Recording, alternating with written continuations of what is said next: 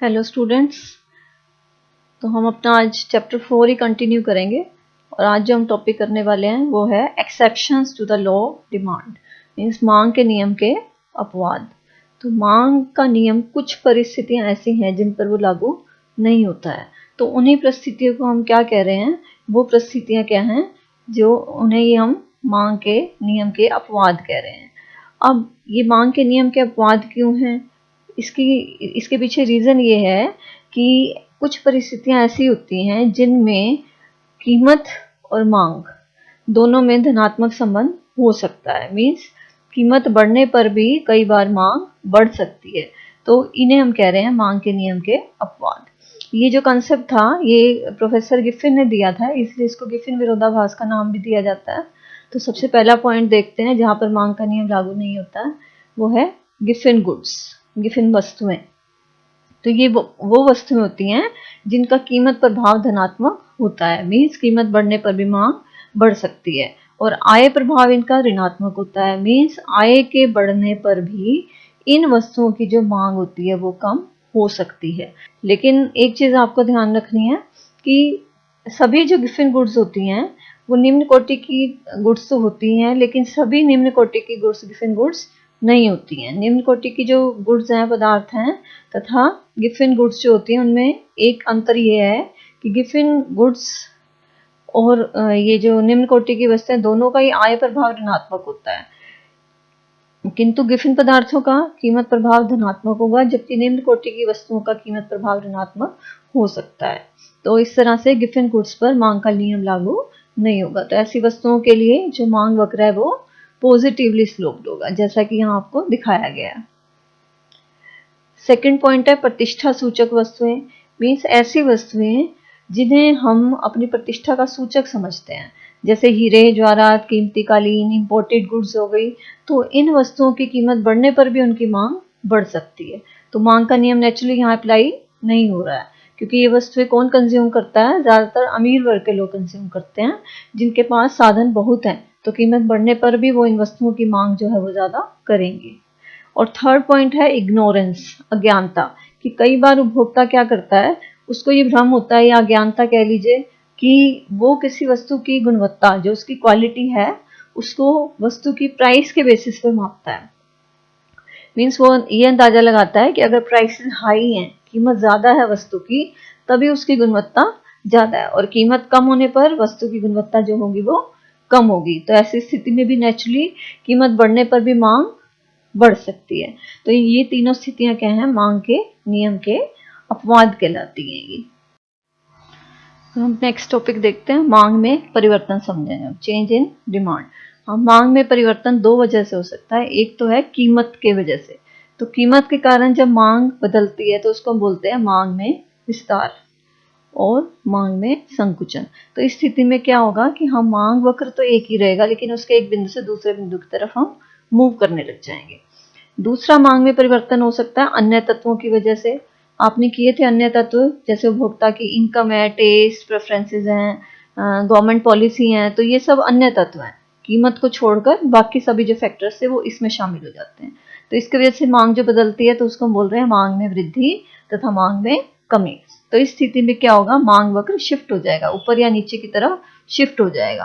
तो इसको हम टेबल डायग्राम से समझेंगे। तो पहले हम इस पार्ट पे कंसंट्रेट कर रहे हैं।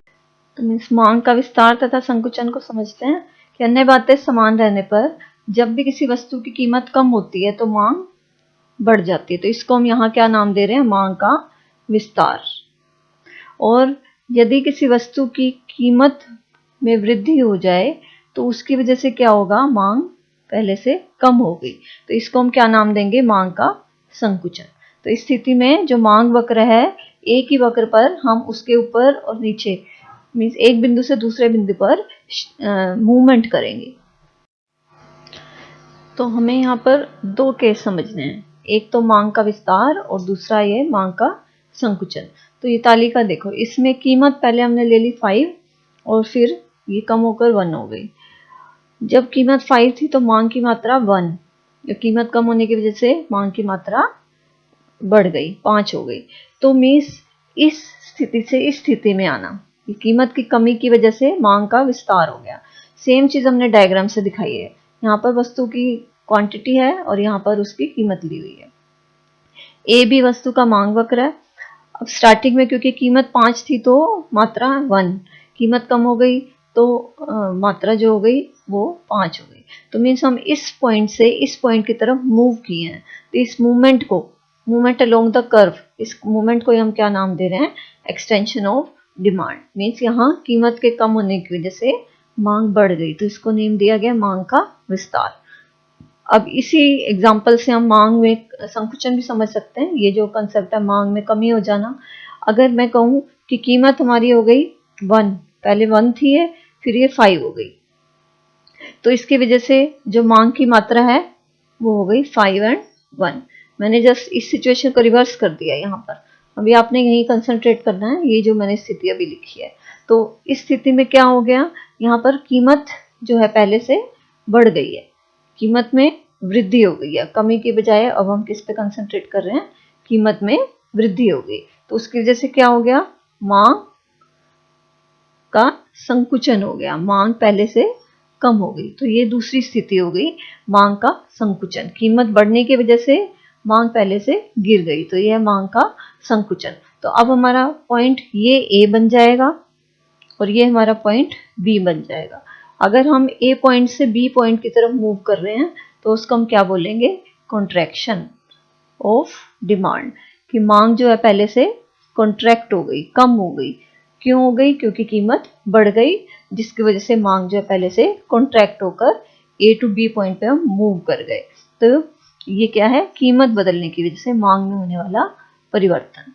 तो अब हम समझेंगे मांग में वृद्धि तथा मांग में कमी। Means increase in demand and decrease in demand. तो यदि अन्य तत्वों में परिवर्तन होने के कारण मांग बढ़ जाए तो उसे हम कहेंगे मांग में वृद्धि। आपको ये ध्यान रखना है, यहाँ पर कीमत में परिवर्तन नहीं हुआ है। दूसरा केस हो सकता है कि अन्य बातों की वजह से अगर वस्तु की मांग कम हो जाए तो उसको हम क्या बोलेंगे? मांग में कमी। यहाँ पर हम मांग में संकुचन या मांग का विस्तार शब्द यूज नहीं कर रहे हैं, यहाँ पर हम बोल रहे हैं मांग में वृद्धि तथा मांग में कमी। इसको मैं इसी सिंपल से डायग्राम से आपको समझा देती हूँ।